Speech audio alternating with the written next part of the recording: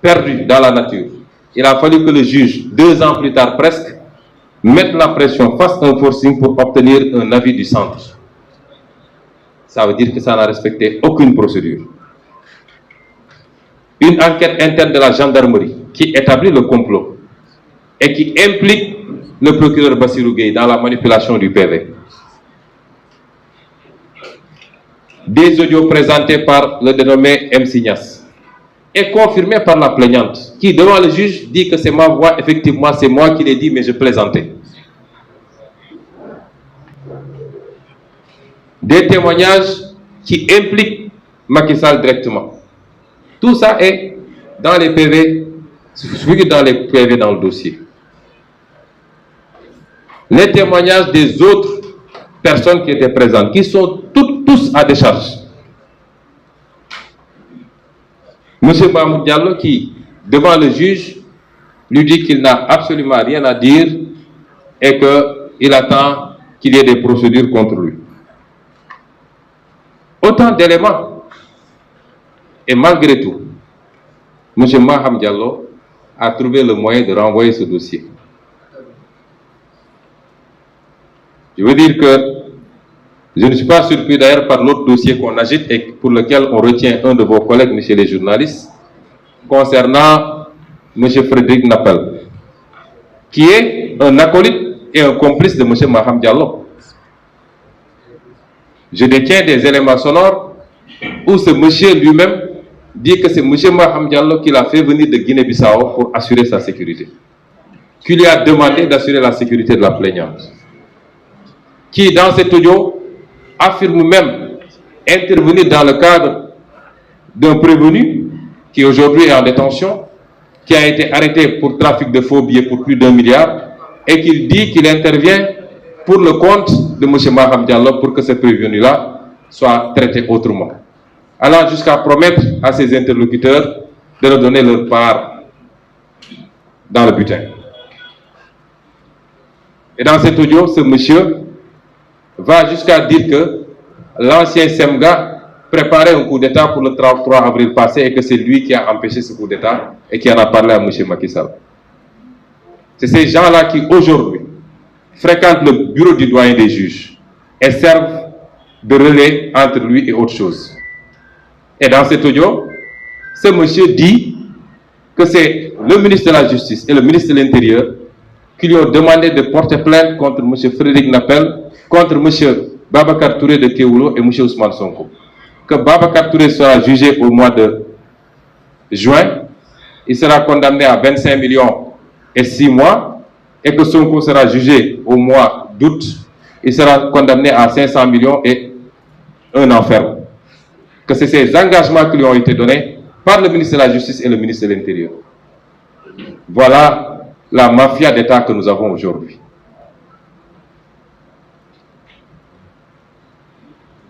Toujours dans le registre de la violation de mes droits, le fait systématiquement de barricader non seulement plus ma maison, mais tout mon quartier. J'en profite pour présenter encore une fois mes excuses à tous les habitants de Keur Gorgui, qui sont aujourd'hui les principales victimes de M. Macky Sall. À chaque convocation, même à chaque réunion, c'est tout cité Keur Gorgui qui est barricadé, gazé, jusque dans les structures de santé. Ma famille qui est empêchée d'aller à l'école, d'aller travailler, sans aucune base juridique, des violations flagrantes que nous vivons tous les jours et que tous les Sénégalais observent. La brutalité physique contre ma personne. Le monde entier a assisté au bris de la vitre de ma voiture le 16 ou le 8 février. Le 8 février, si je ne m'abuse, c'est le 8 février. Le 16 février, au bris de la vitre de ma voiture, avec une violence inouïe, parce que ces tessons de bouteille auraient pu me causer des blessures, soit à l'œil, soit à la gorge. que des agents de l'État puissent se comporter comme des brigands pour casser la vitre d'un honnête citoyen qui ne présentait aucun danger pour eux et l'extraire de force de sa voiture pour le mettre dans un fourgon et le contraindre à aller chez lui, c'est inédit. Ça ne s'est jamais vu dans une démocratie. Et tout le monde a assisté à cela. Et si ça se limitait à ça, mais il n'y a aucune occasion où au moins 4 ou 5 ou 6 des véhicules qui m'accompagnent ne soient saccagés par ces forces de l'ordre, qui se comportent comme des bandits, qui viennent trouver un véhicule garé pour casser les vitres sans aucune explication. Toujours dans ce registre, le traitement fait à mes avocats. Parce qu'aujourd'hui, personne n'est épargné. Tous ceux qui sont proches de Sonko sont des hommes à abattre pour Macky Sall. Presque, il y a 2 ou 3 ou 4 de mes avocats qui sont aujourd'hui persécutés par le barreau. Ils n'aimeraient pas que j'en parle. Je n'ai pas appris d'eux. Aucun d'eux ne m'en a parlé directement. Mais j'ai eu l'information que Maître Ousseynou Fall, Maître Abdinar, Maître Babacar Ndiaye, Maître Abdoulaye Tall, etc., Maître Clédor Ciré, quasiment tous mes avocats sont sous le coup de poursuites de la part du barreau. C'est même barreau qui refuse de faire son travail parce que j'ai écrit moi au barreau. Avec l'arrêt de la Cour d'appel, l'arrêt définitif de la Cour d'appel de Paris, qui montrait qu'un de leurs collègues a fait l'objet d'une condamnation définitive pour agression sexuelle et qu'il ne doit plus exercer le métier d'avocat. Et le barreau ne veut pas prendre les mesures qui s'imposent. On fait des simulacres de procédure pour dire aux Sénégalais qu'il a un sursis, etc. Alors que ce monsieur ne doit plus plaider en tant qu'avocat. C'est les textes du barreau. Je ne l'ai pas inventé. Le drame avec Macky Sall, c'est qu'il ne laisse plus aucun segment. Aucun segment.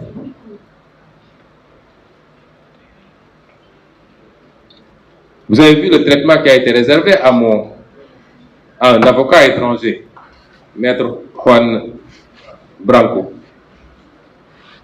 Un traitement d'une agressivité que personne ne peut comprendre. Qu'il Mani Militari à l'aéroport, après un voyage de plusieurs heures, avec des gaillards armés jusqu'aux dents, pour être rapatriés directement chez lui. Quel risque et quel danger présentait ce frêle monsieur, j'allais dire, même pour le Sénégal? Absolument rien. Même notre avocat, Maître Guy Hervé Arkam du Burkina, s'est fait convoquer par le bâtonnier pour être copieusement sermonné. Parce que simplement, dans des procédures assez tendues, où chaque avocat défend son client, il a une posture ferme. Et tout ceci participe de la tentative d'intimidation des avocats pour qu'ils n'aient plus le courage de me défendre. Me permettrait de saluer, de remercier et de féliciter tous ces avocats. Très peu de Sénégalais savent que tous ces avocats me défendent sans me réclamer un centime. Ils sont plus d'une trentaine, aucun d'eux ne me réclame rémunération. Ils le font pour le principe, ils le font pour la vérité, ils le font pour respecter leur sacerdoce. Vous avez vu le traitement qui a été fait, même à mes soignants, médecins, infirmiers, personne n'est épargné. Un traitement d'intimidation, de menace. Même la pauvre femme qui m'a accueilli le jour où je suis allé à la clinique, qui n'a fait que m'accueillir, me poser 3 ou 4 questions. Mon nom, mon prénom, mon âge, mes antécédents, si j'ai des antécédents en telle et telle chose. Qui ne s'est limité qu'à faire ça, aujourd'hui elle est sous bracelet électronique. Une dame qui n'est même pas sénégalaise, je ne sais pas quel message on envoie à nos compatriotes africains. Du jamais vu. Mon autre médecin a fini à l'hôpital parce qu'il est de santé très fragile. Monsieur Boulos. Il a fini à l'hôpital pour des problèmes cardiaques. Tellement il était, on le convoque, on le menace, on lui met la pression. Docteur Ngom, mon ophtalmologue, qui a eu la bravoure de refuser catégoriquement le bracelet électronique. Convoqué et persécuté. C'est quoi maintenant l'exercice de la médecine au Sénégal? Docteur Niang, je le dis ici, que je n'ai jamais vu physiquement, à qui je n'ai parlé qu'une seule fois de ma vie, dont le seul tort, c'est que je me sois retrouvé dans sa clinique, parce que cette clinique-là est la plus proche de chez moi, à la cité Keur Gorgui. Et c'est le début de tous ces problèmes jusqu'à présent. Les autres ont été convoqués. Docteur Cissé, tous les autres, Docteur Awandoy, simplement parce qu'ils sont des médecins qui ont eu à consulter Ousmane Sonko. La traque et les arrestations tous azimuts de nos militants, sympathisants et de toute voix discordante. Aujourd'hui, nous avons 355 détenus de PASTEF dans les geôles de Macky Sall pour des motifs plus erronés les uns les autres. Un simple texte. Moi, j'ai repris le texte de Bassirou Diomaye. Il a raison de dire qu'il y a une clochardisation de certains magistrats. Je le dis ici et je l'assume. Et c'est pour ça qu'il est détenu aujourd'hui. Et ils font Flores dans ce cas-là, les Fadilou Tall, etc. Des gens qui ne sont pas officiellement de PASTEF, les Cheikh Omar Diagne, les Karim, etc. Par les Niddof, ainsi de suite. Tous ces gens-là aujourd'hui, est-ce que les Sénégalais sont en train de se rendre compte de ce qui se passe? Est-ce que ça ne crée pas un sentiment de révulsion, de révolte vis-à-vis de ce que Macky Sall est en train de faire? Et nous sommes tous là en train de regarder le monstre avancer, chaque jour un pas de plus vers son objectif, c'est-à-dire instaurer une dictature au Sénégal. Faire de sorte que les gens n'oseraient parler que dans le sens de ses intérêts et de ce qu'ils veulent entendre.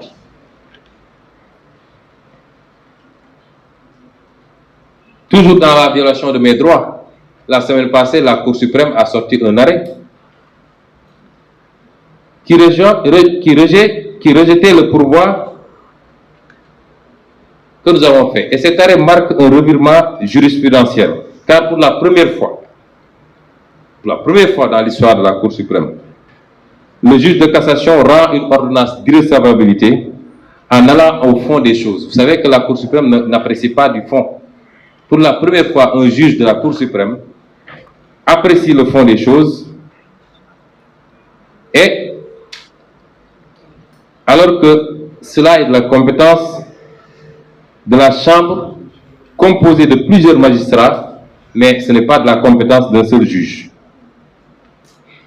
Et le texte dit que si le pourvoi est manifestement irrecevable, le président de la Chambre prononce l'irrecevabilité par voie d'ordonnance. Or ici, le juge va contourner le problème en vidant le fond de l'affaire pour revenir parler après d'irrecevabilité. Les juristes savent de quoi je parle. Juristes universitaires, avocats, magistrats, tout le monde sait que ça c'est une mascarade que la Cour suprême vient de faire. Et c'est constant, ces comportements de la Cour suprême.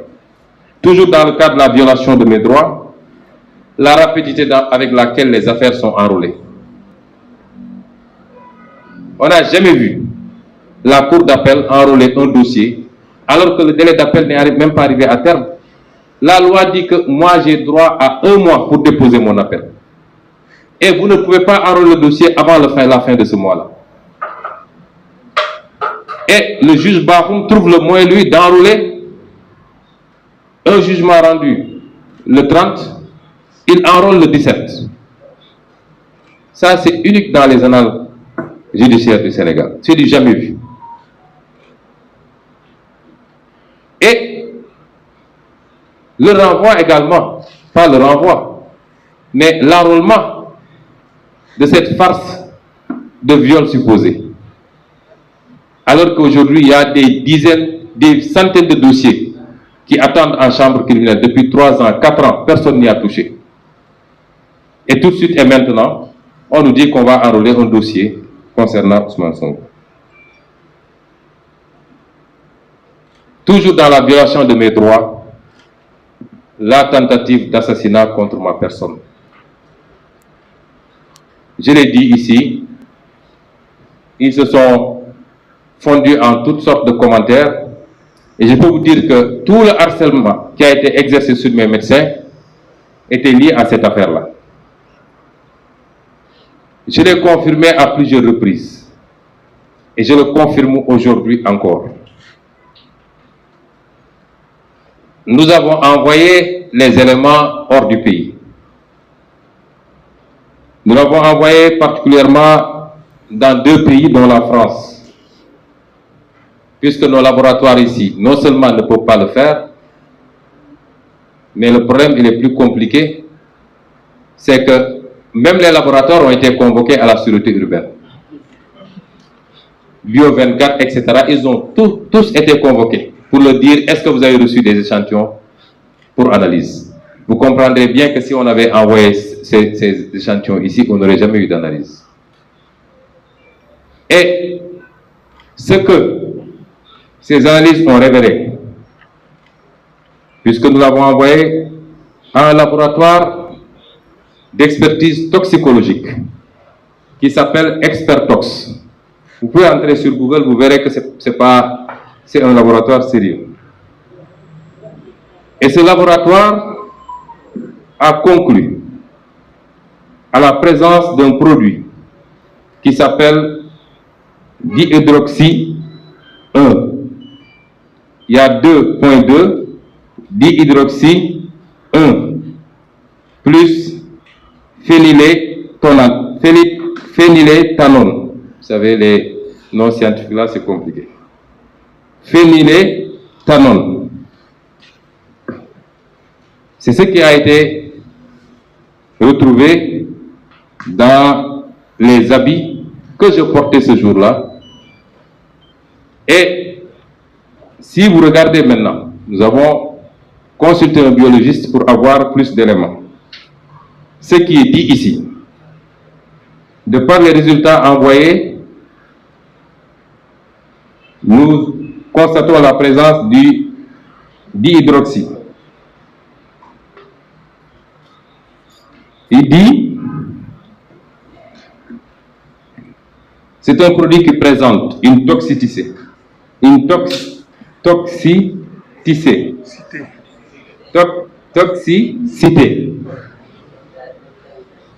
2 points. Intoxication aiguë en cas d'ingestion orale, 100%.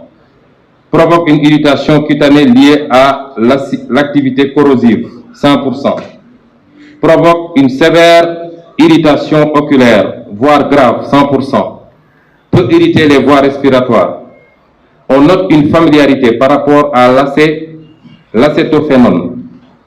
Donc, il est possible, de par le contexte que vous avez expliqué, que le produit initial soit un dérivé, notamment le chloroacétophénone, communément appelé gaz CN, qui est un gaz anti-émeute, qui de plus en plus est remplacé par le gaz CS ou les dérivés du capsicum à cause des effets toxiques qui peuvent être néfastes. À forte concentration dans un espace confiné, il a été décrit des cas de létalité en rapport avec une intoxication aiguë,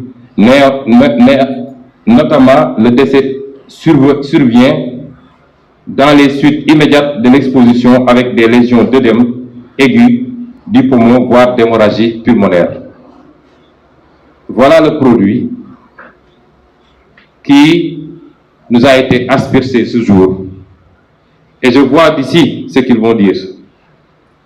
Oui, il n'a qu'à prouver que ce produit-là a été aspergé.